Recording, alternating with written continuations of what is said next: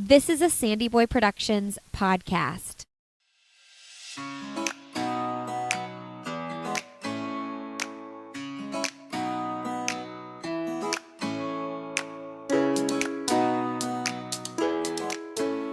Hey everyone, welcome to Why is Everyone Yelling?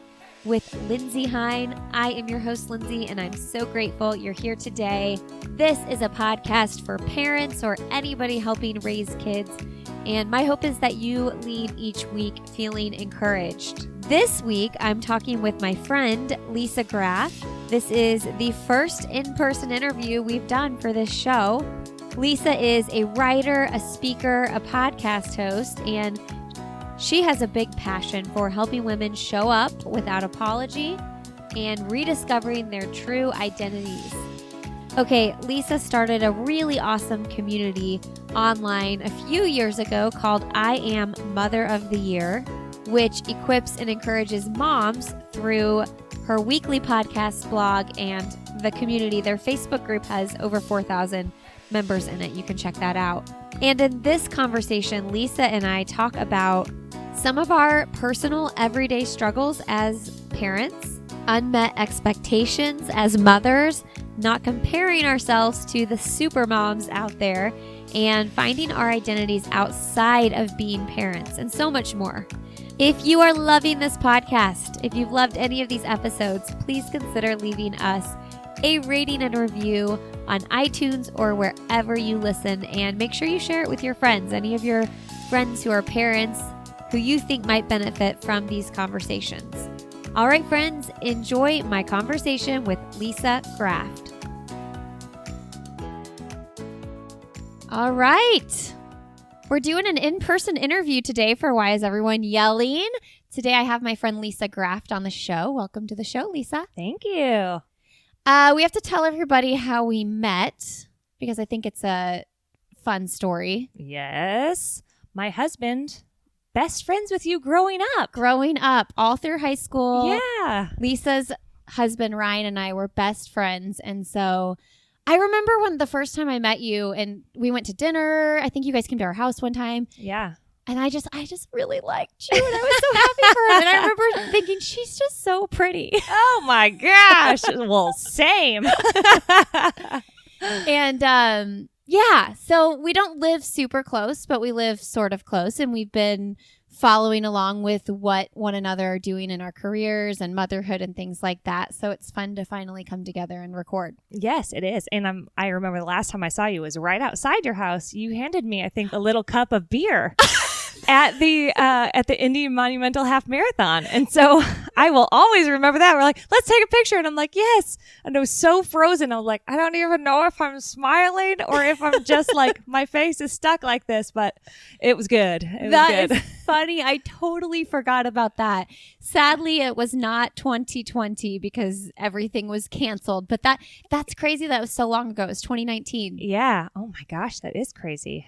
One of my favorite things to do when I'm not running the Monumental Marathon, our house is set up on the half marathon course, which I'm sometimes sad it's not on the full course. Yeah. Because I want to see everybody, but more people do the half. Yes. Anyway. Yeah. But we set up a PBR stop because we're cool like that. Totally. And I don't even think I think you flagged me. I didn't realize you were there. And that's always the most fun when you unexpectedly see someone out there. Oh, yeah. Getting through mile 9, chugging beer. Shoo. Yep. That's what I did.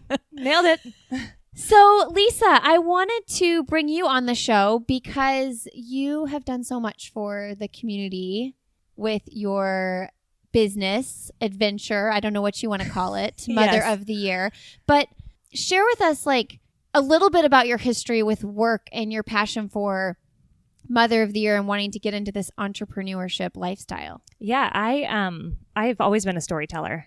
And so that's where it has always started for me from grade school, probably, like just loving capturing people's attention with some kind of crazy story.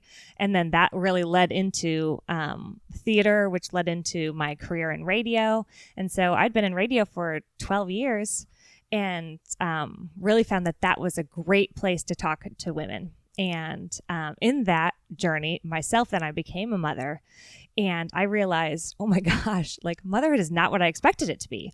Like I thought I was created for this. Like our bodies are like, everything is designed for me to be a mother. Like it should come really easily to me.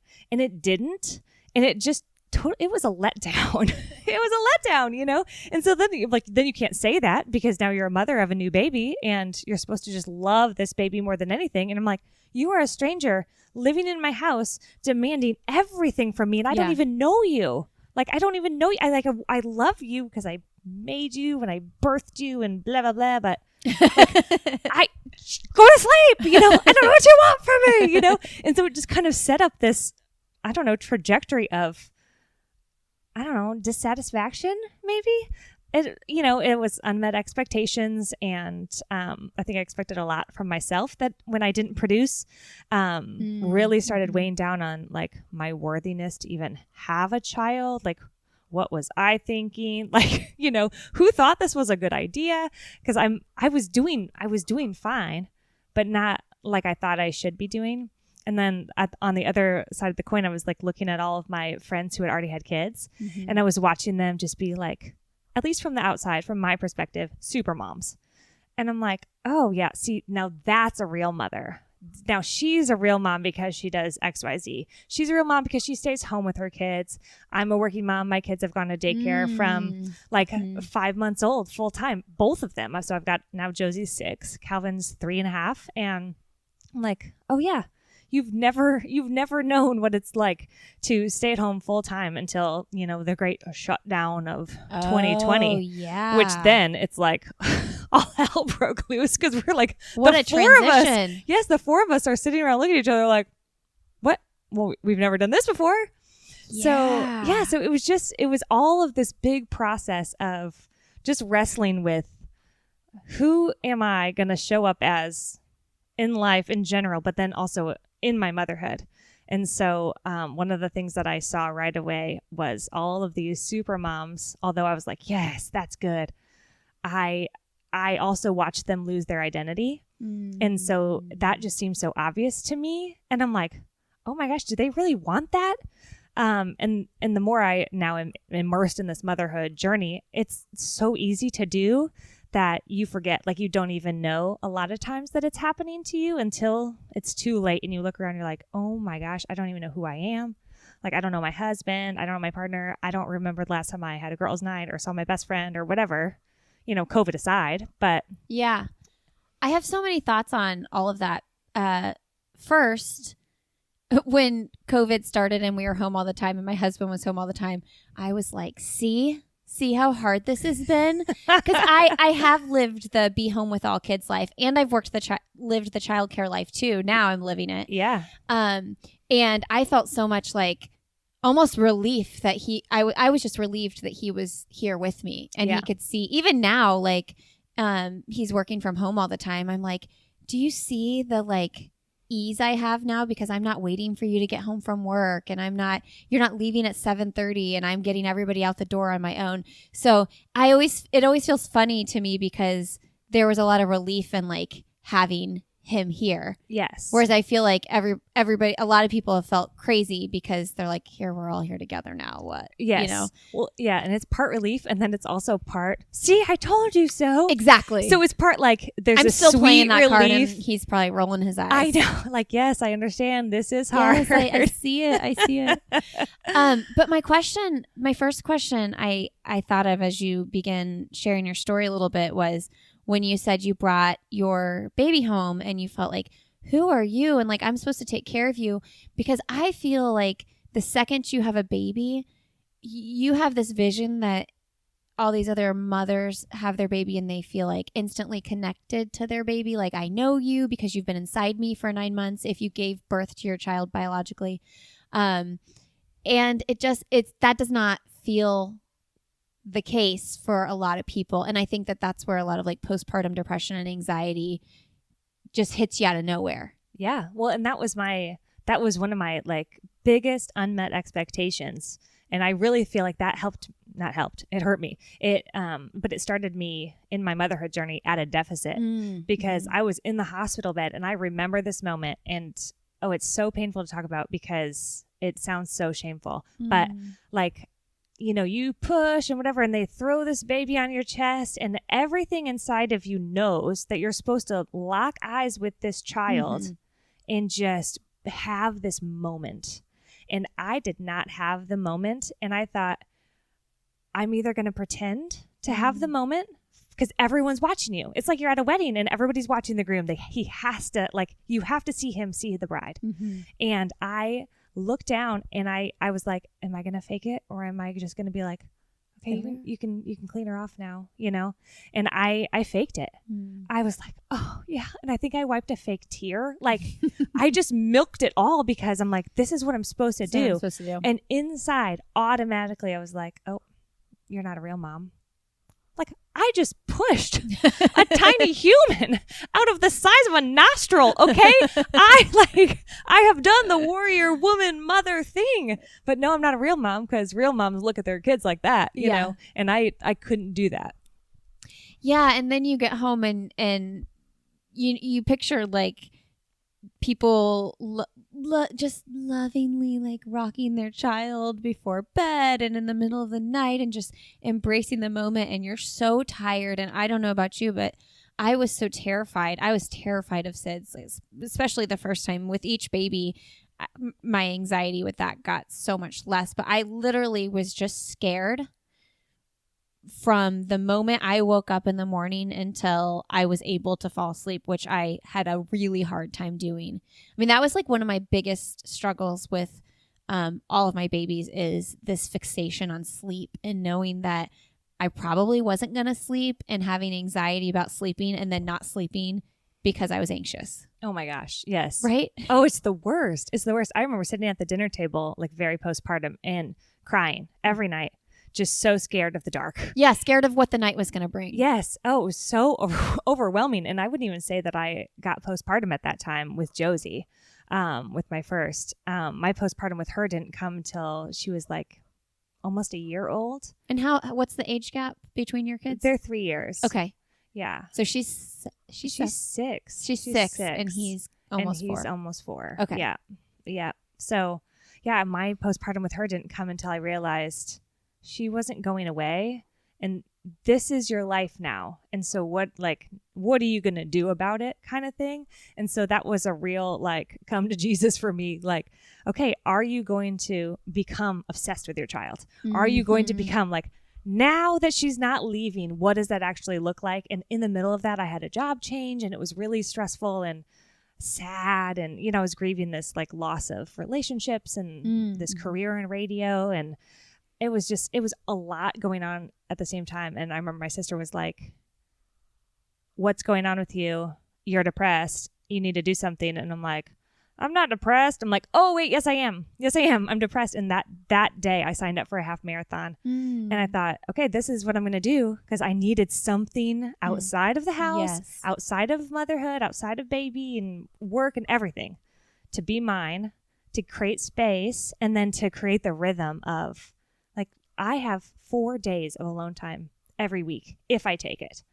I'm going to train like that, and I'm going to choose to do that. And that is going to be my time and space to sort through everything else that I need to sort through when I can't do it in the middle of the night when I'm nursing or got a sleeping baby or whatever it is.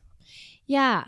And I think one of my biggest struggles with those feelings of like just wanting to get away sometimes was like, I felt so guilty feeling like that because I know so many people struggle with getting pregnant and having a family. And I'm like, I have everything I ever wanted right in front of me. And I'm like, I still want to like not get away from my family, but like, why do I want so much alone time? Right. Exactly.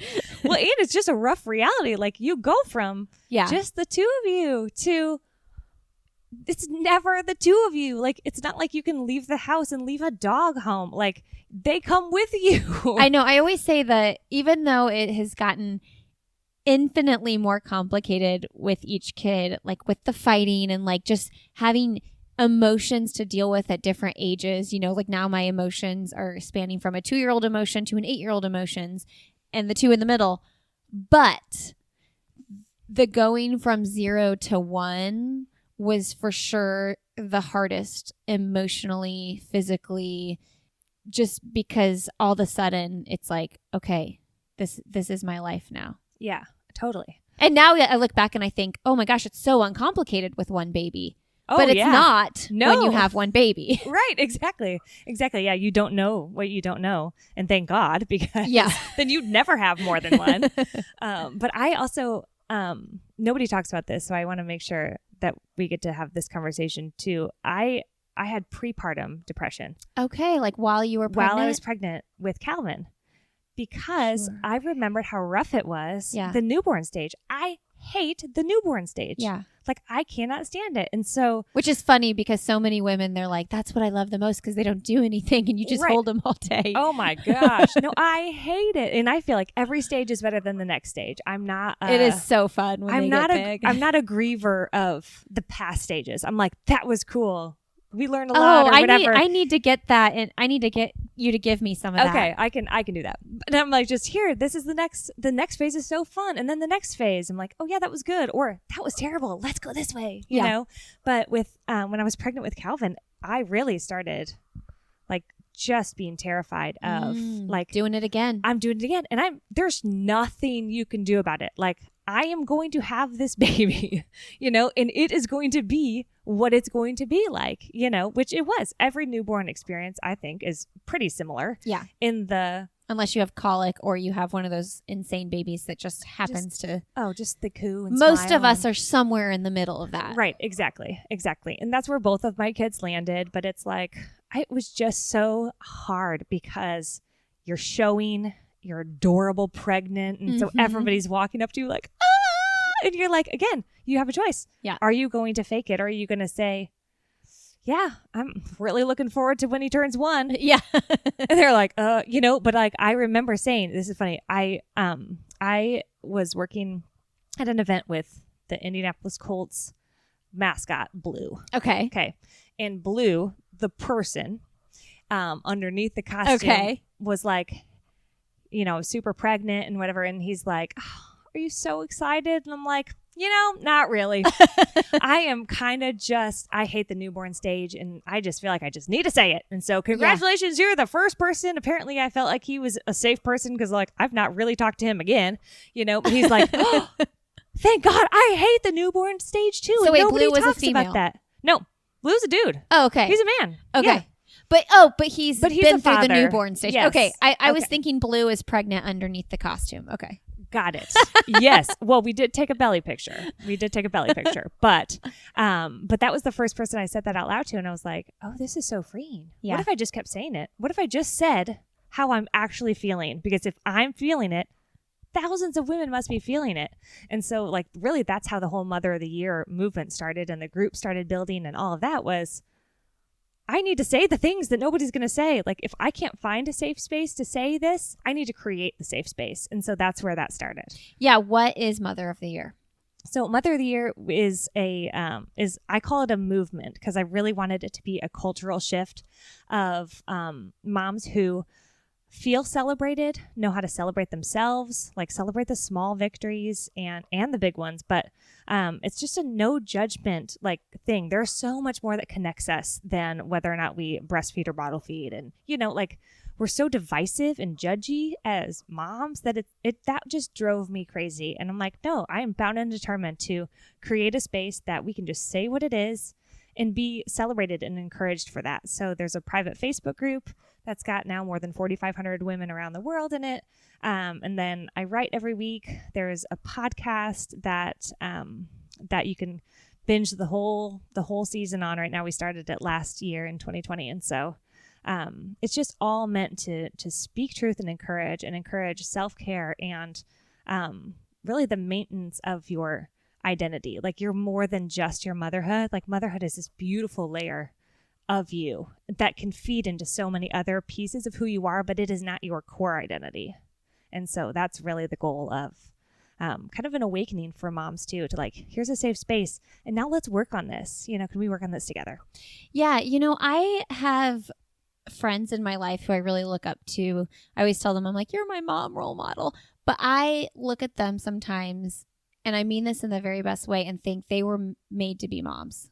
Yes. And I'm like, I don't have that gene, which is funny to say because I have 4 kids. Right. Which is a pretty high number. Yes. For me, that's a very high number. You're doubling me, and I'm already like, I can't even do my 2.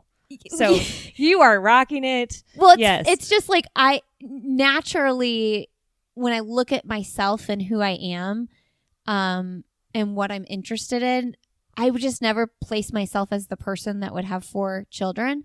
And anyway, these moms that I'm really close with, that I really look up to, and I say this to them too, I'm like, everything you do, I'm like, that's what you were born to do. Yes. And I don't feel like that about myself, even though I love my kids more than anything, and just am so excited every time they reach a goal or accomplish something, or I see them being kind to someone. Like, nothing makes me more proud in my entire life than anything I could personally accomplish on my own. But I have this, like, it's not natural for me to be super like motherly and yes. know? Well, and I call that, and I mean this lovingly, because if you're that kind of mom, good, be that kind of mom. Yeah. If you're not, don't try to be that kind of mom. You're already exhausted. Like, how much more exhausting would it be for you to try to be that kind of mother? Them be me be them. Right. Oh my gosh. Yeah. Like, that's so tiring. Yeah. That's so tiring. And so, yeah, I reject that as well, because I'm like, no, that's not who I am. And again, I love my kids. Like, it doesn't mean you value them any less. No. I don't know. It's just like we're like innate. We're just built built differently. Yes, we're created differently. We're wired differently. Yeah. And part of that is just kind of accepting the season that you're in and doing the best you can with what you have. And for me, and I think for you, we're like, I think we both can understand and know, and now we're living out, like, I'm at my best when I'm pursuing a dream and a passion outside of my family or whatever, even mine, that has to do with kids. Like, this is mine. There's something that's mine, and that's so special, because that is really activating more of who I am. But I think our kids are watching that, and I know the kids are watching their supermoms in awe, right? But I think our kids are watching us in awe too. And when it's time for them to start, dreaming about things, and they're wondering if they can do it, like, yeah, you can. Oh yeah, my mom does that. Why can't I do something, And so I think that's my hope, is I'm creating a culture within my home where I am just living, and I'm going to live the best that I can in every season. And my kids are going to catch that from me, and they're going to know how to do that. Yeah. And if you are a mom that stays home full time, and that is your full passion you're pursuing, they see that too. Absolutely. Yeah. And I think it's satisfaction with where you are, or if you're staying home full time and just don't want to, but can't get out. Like, I've got a couple of friends like that too, who, like, childcare is so expensive, it makes more sense for them to stay home. Yeah, and totally. And they're like, I can't wait to not stay home anymore. Yeah. But like, and that's okay to feel like that. Yes. But being resigned to the season, going, I'm going to learn what I can in this season, and I'm not going to resent, I don't want to come out of a season really bitter at what I had to do.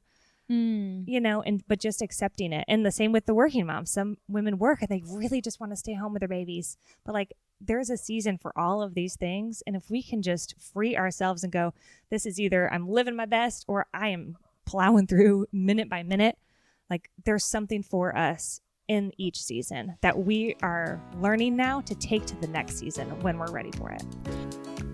Hey friends, a quick break here. Make sure you're checking out our other shows in the Sandy Boy Network. If you're a runner, you might like the podcast, I'll Have Another with Lindsay Hine. That is a show where I interview professional and everyday runners. And that show is in its 4th year. We are 300 episodes in, so there's a huge archive to check out. We also have the Up and Running podcast with Lauren and Abby. They are bringing you all the latest news in elite and professional distance running. And then we have the Illuminate podcast, which is bringing you stories of people doing really good work in this world. Check them out. Make sure you give us a follow on Instagram, Sandy Boy Productions. That is the network Instagram. And then you can also find Why Is Everyone Yelling on Instagram. It's just Why Is Everyone Yelling? All right, friends, enjoy the rest of my conversation with Lisa Graft. Earlier, you mentioned your kids have been in full-time daycare since they were 5 months old. For so long, I sang this tune that like I didn't have mom guilt at all.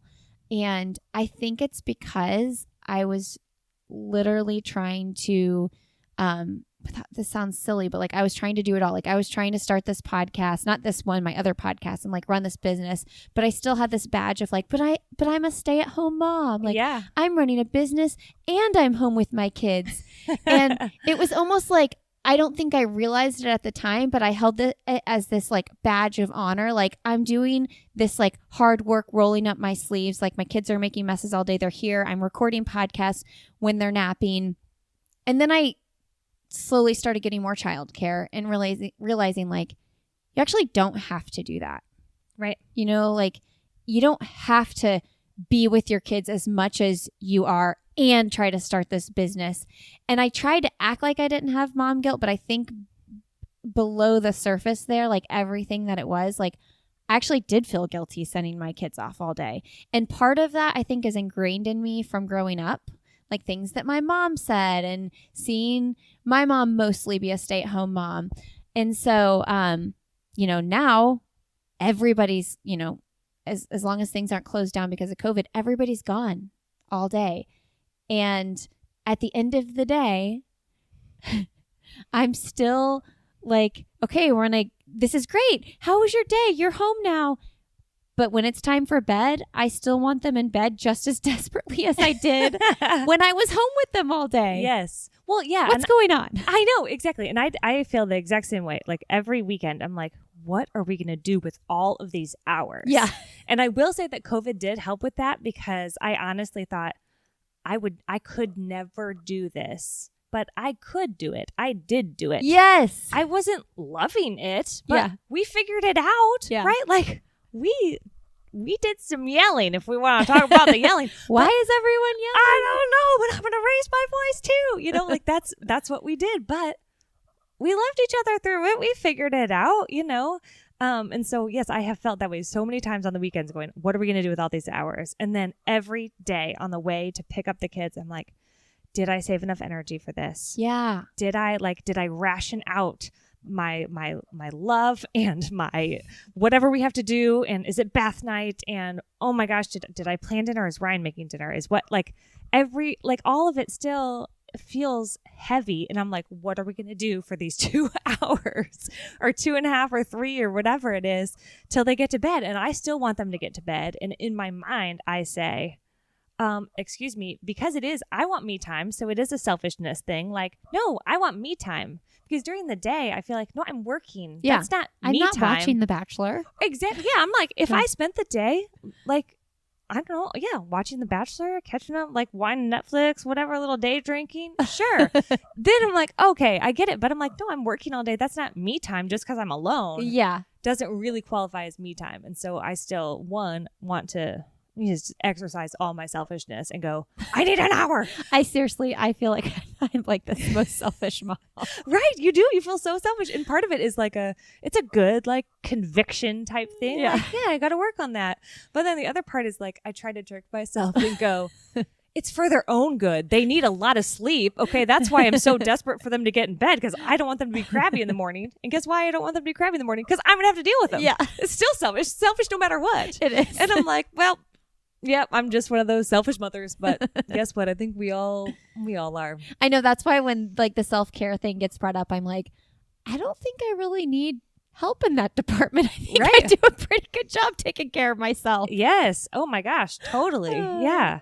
But it is like, but you could still go through your whole day alone in your house or, if Glenn's working here or whatever and not have moments of self-care. Yeah. Because you still prepping have to for you still have to be intentional about it. Yeah. But there is something about having the space to go, I could take in half an hour and go for a run or listen to this podcast or do something that's more filling than, data entry or, prepping podcasts and all of that stuff. Well, yeah. And you have expectations. Now that when everybody's gone all day, when they come home, I'm like, how was your day? And, I'm like, why aren't you welcoming me with like the happiest things and like, why are people fighting? Like we're only together for these 2 or 3 hours right now. And like, I'm trying to pour it to you, but I feel like, I don't know. I feel like it's still crazy. It's just still crazy. Yes. And part of it's like, yes, this is a good crazy. We can be this crazy.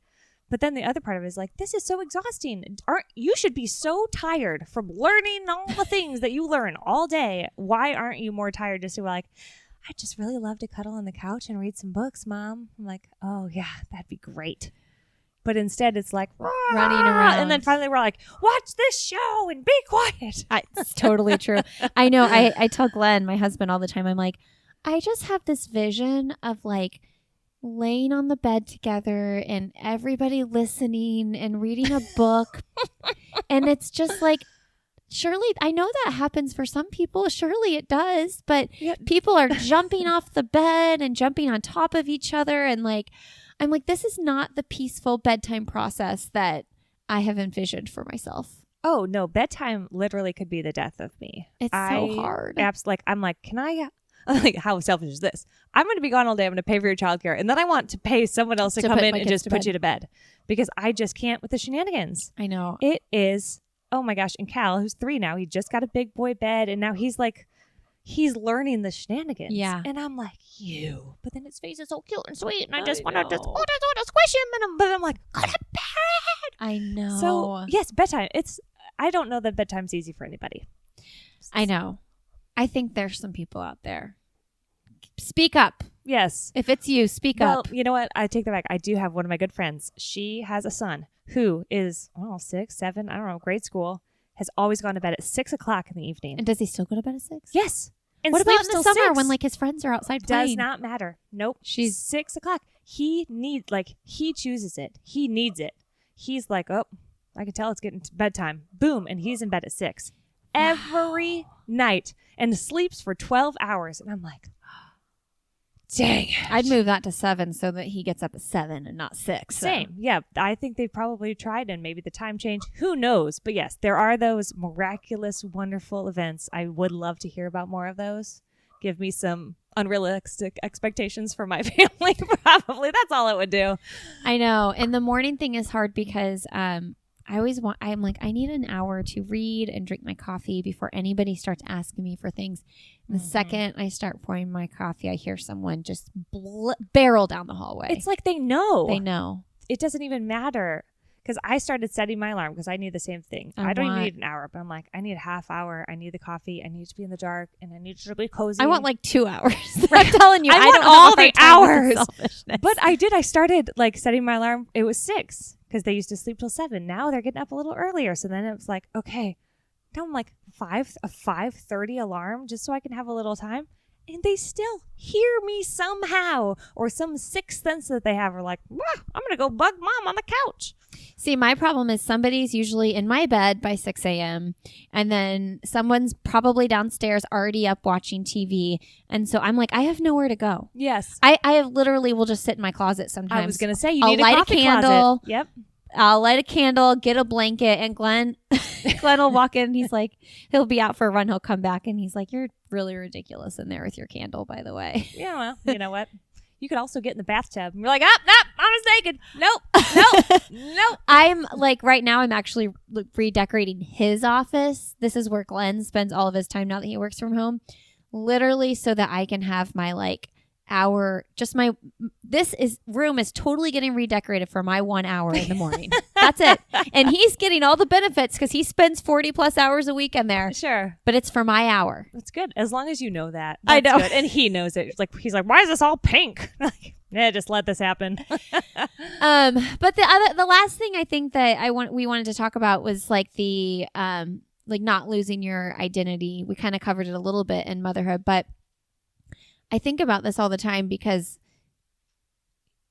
time just feels like it is slipping away so fast. And I think I probably mourn that more than most people do. I could be wrong. Like, I'm one of those people that when an older mom is like, they're going to be off to college before you know it, I get angry because I'm like, I know that. Don't tell me that. Right, like, leave me alone. I know that's going to happen. Yes, I'm sad about that. I know this is hard now, but it's only temporary. Yes, I know that in 10 years, my oldest is going to be 18 freaking years old. I get it. I get it. Right. But the big thing there is that like they are going to be gone. And even as they get older and they're like not wanting to snuggle on the couch ever, like, you know, I'm already mourning my kids not wanting me to give them a kiss, you know, things like that. Yeah. So I think that that's something I very much proactively want to make sure I'm doing, is not losing all of my interests and all the things I want to do to motherhood, because like they are going to be gone and I'm going to have like the second half of my life to live. Right. Oh, absolutely. And it's for me, it's like just keeping yourself on the list, because our to-do lists as busy mothers, like they run our lives. Like we have, whether we write them down or not, like our space, every moment someone needs us. Like we're just in the weeds. And if we can't figure out a way to put ourselves on the list, and even asking the question, like I've asked myself and I've asked a few friends lately, like, what do you do for fun? If you can't answer that question, holy smokes, like we've got a problem here. Yeah. You know, and that like, it really kind of boils my blood, because I'm like, no, you're allowed to have fun, you know, and not just like fun with your kids. Like what brings an actual smile to your face? Oh, when my kid holds my hand. Yeah. Me too. Great. Yeah. Something else outside of your kids, outside of anybody else. Is there one thing that you could figure out to put on the list for you? And I think it's just creating that space of, if it's a half an hour and you don't really know what to do, at least carve out the half an hour and go, well, when I was in 4th grade, I really used to watercolor. Like I loved that. Great. Pull out some watercolors, use your children's, and see what that does for you. You know, that could spark something in you to at least create a little space where you can filter your thoughts. And I know we both run. Yeah. Different paces. Different place. She's a professional over here. No. Super duper amateur hour. But I love, like, if that's what if I could do it every day, I would, you know, because it creates the space and I think it's fun. Well, and it's so good for your kids to see you doing it. Like, right. I like the idea of when my kids get older, them remembering, oh, that's what my mom did. She was a runner. Or that's what my mom did. She hosted a podcast. Right. Well, and when we go out on dates, you know, which is, you know, few and far between, but it's like, you know, my kids are like, oh, no, and I'm like, it's so important for me and Daddy to have special time together. Like, just like it's important for me and you, it's important for me and Daddy to have this really special time together. So you get to have fun with a babysitter, and we're going to go have fun with each other. Way more fun than me. Totally. Right. Exactly.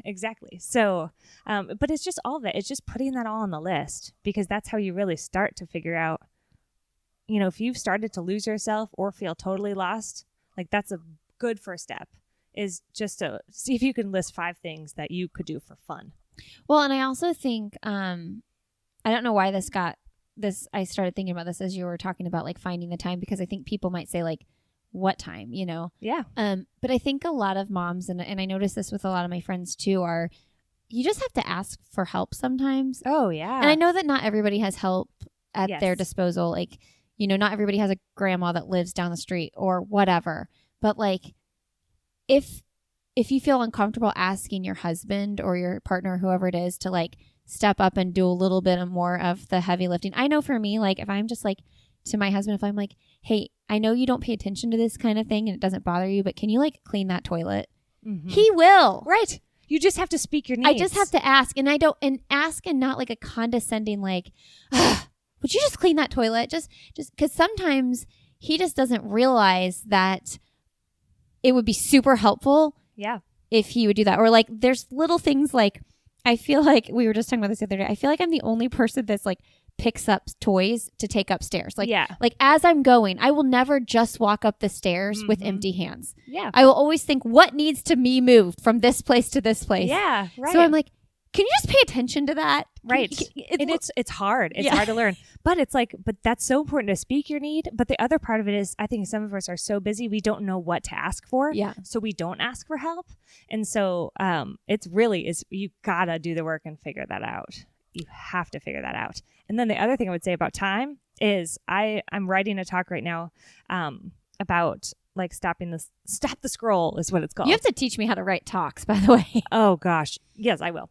But it's about, social media and all of this stuff. And I looked at my screen time report. Okay? I know, it's embarrassing. It's embarrassing. And I'm like, oh, yeah, you don't have time. What if you cut that by a quarter? Like I wouldn't even know what to do with myself. You'd read. I know I would read a lot more. Yes, I would do so many more things, or maybe sit there and do nothing at all. Like even an hour of going, I wish I knew what to do is still great because you're not doing anything. So if you're like, I don't know, I don't have any time. Well, why don't you check your Netflix? Do a little audit. Do a time audit. Yes. There are exceptions to everything, but most of us. Yes, you can find a pocket. Like, what do you do on your lunch break? What do you listen to or watch when you're, folding laundry or whatever? Like, what are you doing in the car? Like, you don't always have to have input. That's what I always say about exercise, too. When people say they don't have time, I'm like, you don't think you have 20 minutes to, like, briskly walk? Right. Probably. Yes. Could carve it out. You could find it. Most people could carve that out. Right. You just don't want it. Yeah, and it's just so easy to be the martyr or play the victim. Yes. And stay comfortable. Which I do that sometimes. Oh, we all do that. Yeah, it's so natural, but it's like. Glenn's probably upstairs rolling his eyes because he's like, you are the queen of that. Right. But it is. It's like, but we don't really want to be that. No, it doesn't feel good. No. It's like when I say to my kids when they're fighting all the time, like, that doesn't feel good, does it? It doesn't feel good to always be like, woe is me. Right. No, it doesn't.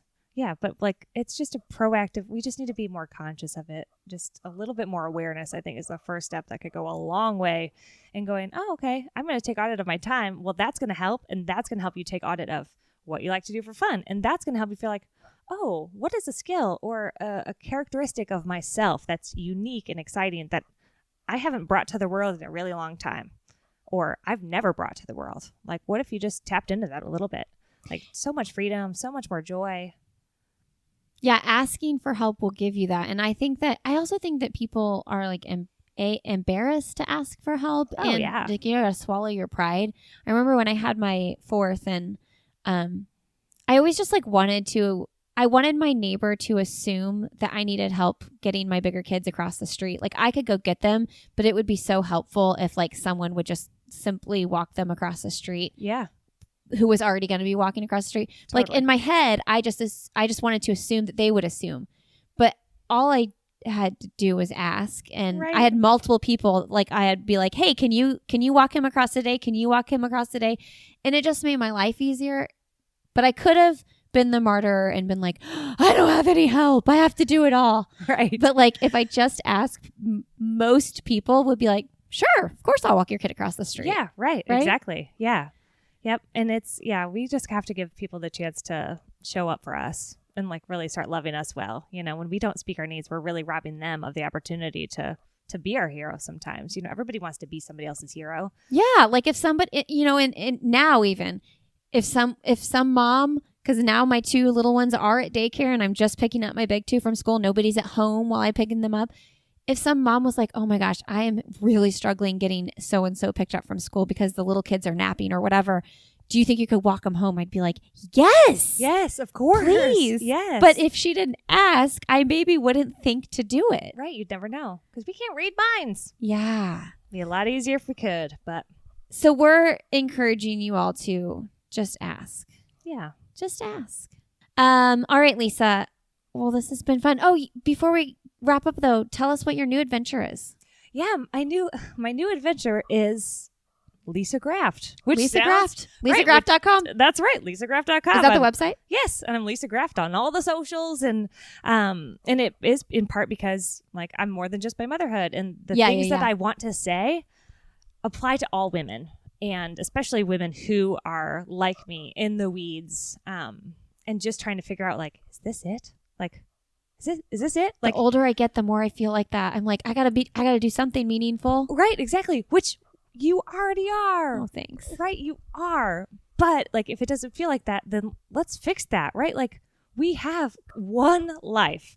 And so that's the part of this community that I'm building, and I've got a lot of cool things coming down the pike for that, just to rally women and in community where we can work on stuff like this and be proactive. And especially like 2020 felt like such a defensive year. Like we were just swatting at everything that came our way. Everybody was swatting. Yeah, and we had no idea. And I don't like that. Like that does not feel good. And there are seasons for that, of course. But I'm like, let's take the offense. Like no matter what 2021 or 22, whatever brings, like I want to be ready because I'm ready, like internally. Like I'm going to get my stuff together and I'm going to rally my girls, and whatever's coming, we're going to be ready for you.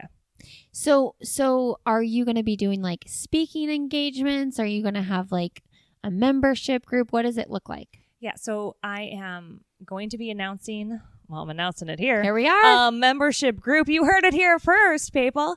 I'm going to keep the name a secret for now, but I think within the next week or so. Are you locked in on the name though? I'm locked in on the name. Okay. The logo is being created. It's so exciting. It's scary though too, right? To like invest like money and time and energy into something that you're like, I'm putting it all out here. Like, right. Here's my baby. Do you think it's cute? Yeah. Like this. And pay for it. I mean, that's how I feel about this podcast, even though, it's like, I don't know if anybody's going to like this. Right. But I'm just going to do it because I feel like that's what I should do. Absolutely. Right? Yes, exactly. Yeah. So the membership group, I'm doing a lot of speaking events, transitioning out of the Mother of the Year podcast into a different podcast. But not named yet. You're not sharing the name. Not sharing the name yet either. Yes, which is funny because I'm like, I blab my baby names all over the place. But if there's a logo attached, but if there's a logo attached to it, I'm like, no, I have to save that for something. So Are you one of those people that cares about names? Like if you had a close friend that named their kid the same thing as you and your baby was already born, would you be like, you stole my baby name? No, I don't think so. You don't care about stuff like that? No, but maybe this name. But these names, yes. Don't steal my membership group name or my podcast name. What will you get as part of the membership? We're going to do so many fun things in just building community and getting to know each other. We're going to do like a monthly like coffee and camo. So we're going to wear camo and drink coffee on Zoom or whatever, or if we can meet together, just depends on where everybody's at in the world. Right. You know? And like COVID virtually. Yeah, but just face to face. And then I've got a series of 4 different courses that I've written. Oh, cool. That I'll take women through to really discover like what's holding me back? Who am I? Like, what do I need to start showing up as, in the world? It's all about authenticity and vulnerability. And I think the more you get to know your own story, the easier it is to invite other people into that story and really start shaping the world around you. And so that's what we're going to be working on through this membership group. I love it. So fun. So fun. So if people search lisagraft.com, yep. Is it live? It's live. Okay. Yep. And you can join my email list on there. And then it's all about email list building. Oh, that's the name of the game in the world today. If you liked this at all, please get on my email list, lisagraft.com. All the entrepreneurs will tell you that. Yes, right. And if you're not on Lindsay's email list, get on her email list too. Like, we're not spammers. We love you. We're people. Okay. You'll get the show notes to your inbox. Right. You're welcome. Okay. Oh, yeah, I know. I kind of stopped listening to like entrepreneur podcasts and things like that because I was like, you're hitting me with so many things I need to do and I'm supposed to be doing. I can't take it in anymore. Yes, right, exactly. But the email list building was one thing that I know is important. One thing. Yep. If you're going to do one thing. Okay, what's a book you've recently read that you recommend to the group? I am embarrassed to say that I am not really a reader. You're not. No. That's not what you'll do with your free time if you stop scrolling. No. What will you do? Not. I will probably whip out some art supplies. Okay. I used to be crafty back in the day. So I don't even know what that would look like, but there's something about just the coloring of the pencil even is peaceful. But the last book I did really read and love was it's a parenting book. So it's Danny Silk, and I think I posted this in your podcast posted it in the group. Join the group if you haven't joined it, friends. Yes, and it's Danny Silk. It's Loving Your Kids on Purpose. Okay. And so it's just very intentional. Like, it's no screaming, it's no yelling. It's really inviting your kids into responsibility. Like you're raising adults. Mm-hmm. And that was like such a good I reminder. gotta read like, that. oh, I'm not raising children. I'm raising them to be responsible adults. And so it's kind of like Jedi mind tricks for your kids there's a consequence for everything. But I'm not going to yell about it. If you make a choice, there's going to be a consequence, you know? And if you don't clean the playroom, oh my gosh, that's totally fine. I'll clean it. Oh gosh, but it's going to cost you this fire truck that you really love. Yeah. So you're either going to pay me with that and I'll clean it. No problem. Or you can clean it and keep your fire truck. You know how fast they clean the playroom? And that makes it feel a lot less pressure, because what I struggle with is when I tell my kid to do something, or, you know, usually you don't tell them, you ask them at first. Sure. And then you start telling because they didn't listen to the ask, and then they still don't listen. I think, oh, they're disrespecting me. They're walking all over me because they're not listening to what I'm telling them to do. And I'm the authority figure. And so I like that because that takes the pressure off of like feeling like if they don't listen, I'm being walked all over. No, I'm going to provide you with a consequence if you don't do it. Right. Exactly. Not like, if you don't do this. Right. Which, you know, are you going to follow through on the yelling? Right. Like, who knows? And that's the whole other thing. But yes, you will love that book, and it's an easy read, and it's so practical, and I'm like, but empowering, like, oh yeah, I can do that. I can make small plans like this. So I'm not like, oh my gosh, you just dumped all the flour out. What should we do? I'm like, oh, well, you clean it or you don't clean it. You have a consequence. You know, either way. And it's a practice too. I mean, I think I get intimidated by that because I'm like, one of the things I've learned a lot from Wendy Snyder, who was one of our recent guests on this podcast, is like the intentional consequence. So like making that up on the fly is really hard. Oh yeah. So you kind of have to know how you do that going into it, which takes a lot of practice. Yeah. Because it is the whole, like, I always tell my husband, I'm like, I don't want to do the, like, if you don't do this, or if you don't listen right now, you can't play with your friends, because guess what? I want them to go play with their friends. Right, exactly. I want them out of the house for me. Yes. So I need to think of a consequence that matters, right, but isn't something I'm not going to follow through with. Right. Yes, absolutely. Like the Christmas present thing. Stop making that a consequence. Come on. Don't do that. Oh, Santa's not going to come. You're not really? giving your kids their Christmas presents. Exactly. But it's so easy. I mean, I've done it before. It so easily falls out of your mouth. Oh, yes. Oh my gosh. Yes. And we could probably go on for a long time about the things we've accidentally said to our children. That's another podcast at another time, probably. The other question I always ask people is one of the favorite kids books that you read to your kids that you recommend. And as I say this, I have been feeling guilty recently because we aren't reading as much as I think we should. Sure. And I feel like we're reading the same books over and over again. And I'm like, I really need to jazz this up a little bit for like their own well-being and learning more. But yeah, but kids love that. Like my kids will watch Toy Story 4 times in a row, and then they'll want to switch to something else. Yeah. Like that's just how, I don't know if that's everyone's kids. Oh but yeah, that's we for sure mine. We just watched Honey, I Shrunk the Kids like 3 times. Yeah, I think so. I think that's so good, and I love that too because, especially with Calvin right now, he's on that kick, and so we read Chicka Chicka Boom Boom. Yeah, every night, which is so fun, and he has it memorized. And I'm like, there's nothing wrong with him memorizing an alphabet book. Yeah, right? Like this is good. Yeah, this is really good. But I also love, I forget the author, but she does Wherever You Go, My Love Will Find You. Okay. It's that book, and there's a few others that she's done, and it's so beautiful. But it's basically just a love letter to your kids about like wherever you're at, my love is there. If I'm there or not, if you're grown, if you feel like you've been bad, whatever is happening, like my love is there for you, and it just is so sweet. I know that. And Calvin loves it too, and I'm like, okay, little sweet boy. Our favorite book, I don't know if I've said this on the show because I'm always asking guests, but I feel like I've talked a lot more in this episode than I do on most episodes. Share away. Yeah. Is Dear Boy. Oh. Do you have that book? No. Well, there's a Dear Boy and a Dear Girl. Oh, okay. And our 4-year-old, so our number 3, he has it memorized from front to back, and it is the cutest thing ever to hear him read it. Yes. Oh, yes.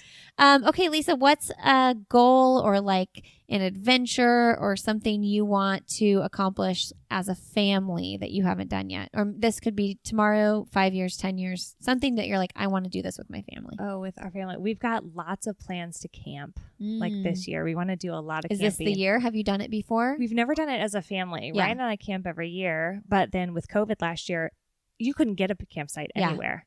And so this year we're trying to book out some. And so we can, because we've got a little speedboat, so we can boat and camp. Yeah. And so that I think will be such good, like, quality family time. So we're going to let me know when you figure it out. Maybe the Heinz will. We're really loud though. Oh, please. You have not heard the lungs on my children. But you're in a good spot because if your youngest is 4, that's so great because you're not like dealing with crib stuff. I know I keep saying that. I'm like, if we stopped at Russell, I think we'd be there. Yes. But the 2-year-old is tricky with camping still. Oh, yeah, totally. Some people I know you can swing it. You're cooler than me. Yep. I'm not. Nope. It's hard. Right, exactly. Well, especially summer camping, it's like sweaty enough. So like, I don't want and you're gonna be on top of me all night. Yes. Yeah. I'm not gonna lie though, you guys. Our 2-year-old would be on top of my husband. I have no shame that he is his favorite, and at nighttime when there are issues, he goes to dad. So. Oh, yes. Yeah. How did you work that out? I don't know. He is obsessed with dad. So good. And Glenn is really good at that kind of stuff, like getting up with the kids at night. So I'm super lucky. Yes, for sure. Okay, Lisa, what is your last message you want to leave with our listeners? Oh, okay. I think the identity thing is the biggest thing I want to just leave as an encouragement. Like, you are so wonderful, right? Like, you probably tell yourself a lot of things in your head. Like, you're the meanest person to yourself. No one would speak to you like you speak to yourself. And you would never speak to somebody else like that. And so I think the biggest part of figuring out, like, how am I going to save my identity is just starting to tell yourself really nice things. And you can start with the easy ones, like, I'm good at cooking. I'm good at whatever. And it's all of this affirmation. The affirmation you give your kids so easily, give that to yourself. Like, it sounds silly, but like, give it to yourself. It could really change the way that you start thinking about yourself, and then the way you start showing up and fighting for yourself. Yeah, because then you start believing what you're telling yourself, and you're believing you're the person you want to be. And you probably are. Yeah. You probably already are exactly who you need to be, for at least for right now. So start telling yourself that and then start believing it. Thanks, Lisa. Yeah. All right, everybody. Thanks for being here today. Thank you, Lisa, for coming on the show. You all can find Lisa on Instagram. She is Lisa Graft over there. And make sure you check out her website, lisagraft.com. You can find our podcast. I would love to connect with you outside of this podcast. We have a wonderful Facebook group called Why Is Everyone Yelling? Check us out there and find us on social media. And don't forget to leave that rating and review. That would be greatly appreciated. I hope this episode was helpful to you, and I hope you enjoy the rest of your Tuesday. We will see you next week on Why Is Everyone Yelling? Thanks for being here.